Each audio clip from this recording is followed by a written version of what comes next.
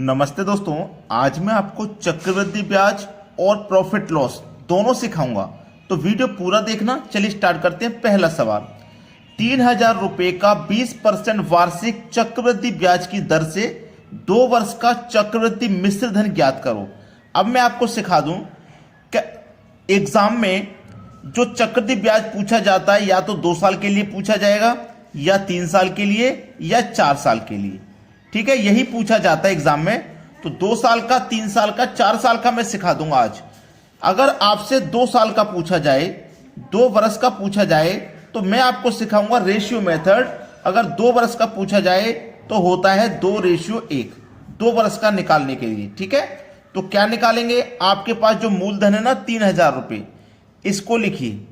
Rate कितना है? 20%। तो इस 3,000 का आपको 20% निकालना है। परसेंट का मतलब बटे में 100। 2 जीरो से 2 जीरो कट जाएंगे। 300 को गुना 2 से कर दो तो 600 हो जाएगा। इस 600 को लिखना है पहले वाले रेशियो के ऊपर। ठीक है, अब इस 600 का फिर से 20% निकालेंगे। ठीक है, फिर से 20%। तो 2 जीरो से कट के 2 जीरो, 60 का गुना 2 से कर दो 120। इसको रख दो दूसरे वाले रेशियो के ऊपर। अब आगे कोई रेशियो नहीं है। अगर आगे रेशियो होता तो 120 का फिर से हम 20% निकालते। अब करना क्या है? 600 का गुना 2 से कर दो तो 1200 हो गया। 120 का गुना 1 से कर दो तो 120 हो गया। इनको जोड़ दो, 1200 और 120, ये हो गया 1320। ये निकल के आया है आपका ब्याज। तो चक्रवृद्धि ब्याज पूछे तो इस तरीके से आप आसानी से निकाल दोगे। लेकिन उसने मिश्र धन पूछा है, तो मिश्र धन क्या होता है? मूलधन प्लस ब्याज, ये मिश्र धन होता है। तो इसका मतलब 3,000 और 1320 को आपको जोड़ देना है। ठीक है, 3,000 में 4300 हो गया और ये 20, तो मतलब 4320। ये हो गया आपका मिश्र धन। ठीक है, उम्मीद करूंगा कि सभी बच्चे आसानी से सीख गए होंगे। अब देखेंगे अगला सवाल। अगला प्रश्न है, 8,000 रुपए पर 5% प्रति वर्ष की दर से 3 वर्ष का चक्रवृद्धि ब्याज क्या होगा? अब पूछा गया 3 वर्ष का। अगर 3 वर्ष का निकालना है तो क्या रेशियो रहेगा? मैं लिख रहा हूं। ठीक है, 3 वर्ष का निकालना है तो 3:1 रहेगा। इनको अपनी कॉपी में नोट कर लेना जरूर, जो रेशियो में लिखा रहा हूं। अब क्या है? आपके पास मूलधन है 8,000, रेट है 5%। तो 8,000 का ना 5% निकालिए। परसेंट का मतलब बटे में 100। 2 जीरो से 2 जीरो कट जाएंगे। 80 का गुना 2 से करो तो 160 हो जाएगा।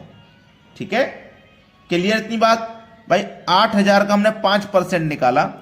तो देखो आप क्या करोगे, 2 जीरो से 2 जीरो कट गए, 8 पंजे 40 और 1 ये जीरो, 400 हो गया। इस 400 को लिखिए पहले वाले रेशियो के ऊपर। अब 400 का फिर से 5% निकालिए। परसेंट का मतलब बटे में 100। 2 जीरो से गए 2 जीरो, 4 पंजे 20, दूसरे वाले रेशियो के ऊपर रखो 20। 20 का फिर से निकालो 5%। परसेंट का मतलब बटे में 100। 20 पंजे 100 हो जाएगा, बटे में 100 है। 100 से 100 कट जाएगा एक बार में, तो इस रेशियो के ऊपर आ गया 1। 400 का गुना 3 से करो तो 1200। 20 का गुना 3 से करो तो 20 तिया 60। 1 का गुना 1 से करो तो 1 ही रहेगा। सबको जोड़ दो, 1260 और 1 जोड़ देंगे तो हो जाएगा 1261। ये आपका ब्याज हो गया। ब्याज हो गया ये आपका। और उम्मीद करूंगा कि 2 साल का और 3 साल का आप अच्छे से सीख चुके हैं। अब देखेंगे अगला सवाल। अगला सवाल है, 5,000 रुपए पर 4% प्रति वर्ष की दर से 4 वर्ष का चक्रवृद्धि ब्याज क्या होगा? बड़ा ही अच्छा सवाल। अब ये रह गया है 4 वर्ष के लिए। ठीक है, चलिए 4 वर्ष का जब पूछा जाएगा तो क्या रेशियो रहेगा? 4:6:4:1। ठीक है, कितना अमाउंट है? 5,000 का। रेट है 4% का। 5,000 का 4% निकालो। 2 जीरो से गए 2 जीरो, 50 का गुना 4 से करो तो कितना हो गया? 200। 200 को लिखो पहले वाले रेशियो के ऊपर। 200 का फिर से निकालो 4%। परसेंट का मतलब बटे में 100। 2 जीरो से 2 जीरो गए, 2 चौको 8। 8 को लिखो दूसरे रेशियो के ऊपर। 8 का फिर से निकालो 4%। परसेंट का मतलब बटे में 100। 8 चौक 32 बटे में 100 2 जीरो हैं तो 0.32 आ जाएगा। यहां लिखो 0.32।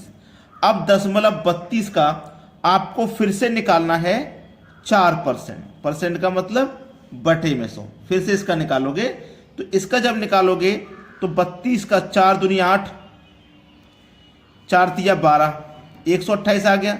100 से इसमें भाग करेंगे। अब देखो एक दशमलव पहले से है और फिर दशमलव लगेगा, ठीक है। अब एक दशमलव पहले से है और 2 जीरो फिर दशमलव लगेगा, तो 2 जीरो मिला के 4 संख्या बाद दशमलव लगेगा, तो यहां पे लगेगा दशमलव, ठीक है। तो 0.0128 ये हो गया। 200 को गुना 4 से करो तो 800, 8 छिंग 48, 0.32 का गुना 4 से करो तो 1.20, और ये तो यही रहेगा, ठीक है। 0.0128 यही रहेगा। सबको जोड़ दो। 848 में 1 जोड़ो तो 849, ठीक है, दशमलव। अब देखो ये है 20 और 0.0128 ये है, ठीक है। अब इसको जोड़ोगे इन दोनों को तो ये हो जाएगा 0.2928। ये आपके सवाल का हो गया बिल्कुल सही जवाब। क्लियर है। अगर आपको ये दशमलव वाली संख्याएं जोड़नी नहीं आ रही हैं तो मैं आपको सिखा देता हूं। चलिए 0.0128। अब दशमलव के नीचे दशमलव रखिए, फिर दशमलव के बाद 2 जीरो है, 2 जीरो यही तो है। अब इनको जोड़ोगे तो 8, 2 का 2, 1 और 0 1 और 0 2 2, ठीक है। 2128, 21 सॉरी यहां पे 1 आएगा, 2128, ठीक है। जोड़ लेंगे ना, दशमलव वाली संख्या है तो दशमलव के नीचे दशमलव लेना, फिर उसके बाद में संख्या लिखना, फिर जोड़ना। संख्या बराबर करने के लिए आप क्या कर सकते हैं, ऊपर 4 है तो नीचे भी 4 बनाने के लिए आप 0 ऐड कर सकते हैं। क्लियर होगी बात। अब देखते हैं आगे। अगला सवाल है 25 वस्तुओं का क्रय मूल्य 20 वस्तुओं के विक्रय मूल्य के बराबर है तो लाभ या हानि प्रतिशत क्या है। यह फॉर्मूला मैंने यहां पे लिखा हुआ है। इसी फॉर्मूले से इन सवालों को किया जाएगा, जो कि बहुत आसान है। आपको लाभ प्रतिशत निकालना हो चाहे हानि प्रतिशत, इसी से निकलेगा। क्रय मूल्य में से माइनस कर देंगे विक्रय मूल्य, क्रय वस्तु में से विक्रय वस्तु, बटे में विक्रय वस्तु गुणे 100, बस सवाल खत्म। चलिए क्रय वस्तु कितनी है यहां पे आपको ये चेक करना है, ठीक है। क्रय वस्तु कितनी है 25, 25 लिखो, माइनस विक्रय वस्तु कितनी है 20, 20 लिखो, बटे में विक्रय वस्तु 20 गुणे 100, ठीक है। 25 में से 20 गया तो 5 आ जाएगा। इस 5 से ही हमें पता चल रहा है लाभ आएगा। अगर माइनस में आता ना यहां पे तो ये हानि होता, ठीक है। बटे में 20 गुणे 100, 20 पंजे 100, 5 गुणे 5 25, तो 25% का लाभ है। ये सवाल का है सही जवाब। सभी को क्लियर हो गया ना। चलिए अब देखते हैं आगे। अगला सवाल 360 वस्तुओं का क्रय मूल्य 400 वस्तुओं के विक्रय मूल्य के बराबर है तो लाभ या हानि प्रतिशत क्या है। फॉर्मूला लिखा हुआ है। क्रय वस्तु कितना है 360 लिखिए, 360 माइनस करिए 400 को, ठीक है, बटे में 400 आ जाएगा गुने 100। 360 प्लस का माइनस का 400, माइनस का 400 ज्यादा है तो जब इनको घटाएंगे तो माइनस का आपका 40 आ जाएगा। भाई माइनस का संख्या ज्यादा है तो जो आएगा माइनस में आएगा। अब माइनस में आने का मतलब है कि यहां पे इस प्रश्न में हानि होगी, ठीक है। हानि बटे में कितना है 400 और गुने कितना है 100। 2 जीरो से आप ये वाले 2 जीरो कटा देंगे और 4 से 40 को कटाएंगे तो 10 बार में, लेकिन माइनस का 10 तो इसका मतलब हानि, 10% की हानि होगी। क्लियर है ना सवाल सभी को। ये आपका आंसर आ गया। अब देखेंगे अगला सवाल। अगला सवाल है एक व्यक्ति 10 रुपए में 13 बॉल खरीदकर उन्हें 13 रुपए में 10 बॉल के भाव में बेच देता है, लाभ या हानि प्रतिशत क्या है। फॉर्मूला वही है, बस इसमें स्क्वायर लग जाएगा, ठीक है। फॉर्मूला वही है, बस इसमें स्क्वायर लग जाएगा और यह सवाल भी आपको सीखना है। चलिए क्रय वस्तु कितना है, क्रय वस्तु आपका भैया कितना, एक व्यक्ति 10 रुपए में 13 बॉल खरीदकर, तो वस्तु उसने कितने खरीदी है 13, वस्तु उसने कितनी खरीदी है 13, तो इसका मतलब 13 का स्क्वायर माइनस विक्रय वस्तु, विक्रय 13 रुपए में 10 बॉल के भाव में बेच रहा है, तो विक्रय वस्तु कितनी है 10 बॉल है, 10 बॉल बेच रहा है तो मतलब 10 का स्क्वायर बटे में विक्रय वस्तु का स्क्वायर तो मतलब 10 का स्क्वायर और गुने 100। ठीक है, 13 का स्क्वायर 169, 10 का स्क्वायर 100 बटे में 10 का स्क्वायर 100 गुने 100। 169 में से 100 चला जाएगा तो 69 बचेगा बटे में 100 गुने 100। 100 से 100 कट जाए बचेगा 69। क्लियर? तो लाभ प्रतिशत क्या है आपका? 69% का लाभ है।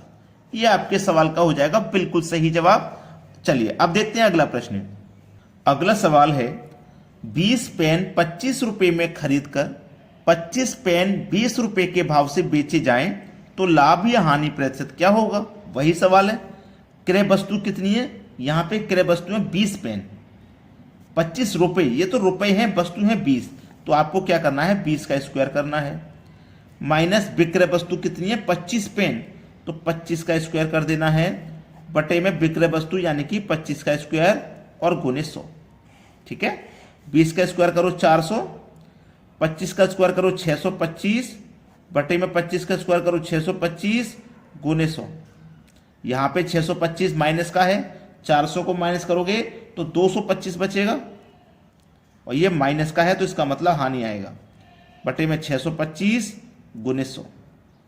बस इसको आप कटा लीजिए। ठीक है, चलिए 25 से इसको मैं कटाऊंगा, 25 बार में कटेगा, 25 से इसको कटाऊंगा 4 बार में कटेगा, 25 से इसको कटाऊंगा तो ये 9 बार में कटेगा और 9 चौके 36। 36% की हानि है। हानि कैसे पता लगा हानि होगा? कि ये माइनस में आया था इसलिए पता लगा कि यहां पे हानि होगा। तो क्या करना है आपको? सभी बच्चों को वीडियो लाइक करना है। बस सभी बच्चे वीडियो को लाइक करते जाइए। वीडियो देखने के लिए आपका बहुत बहुत धन्यवाद।